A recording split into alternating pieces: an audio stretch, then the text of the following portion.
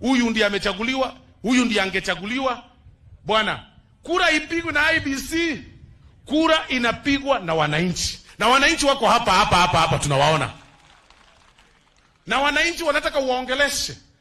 Usaidie kanisa, ujenge barabara, ufanye vitu, ufanye projects. Kama uko ndani ya serikali, at least fanya sadaka. Na kama sadaka inaona ni mingi, pangisha watu line wapatie kitu. Sasa wewe uko kwa nyumba, uko kwa kakona 7 days a week kucomplain tu ya kwamba IBC sijui nini, Ruto must go. Aende wapi? Kwani tukiwa wapi? Kwani sisi ni wajinga?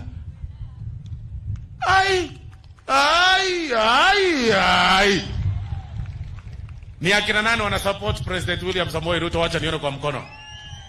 So nyinyi wote tuko area moja? Haya, ni akina nani wamependa Osoro? Wacha nione. Haya. Tena ni nyinyi wote. Kwa sababu ya hiyo, wacha nipeane shilingi 1200 ya kusupport kanisa ya Mungu. Asante sana.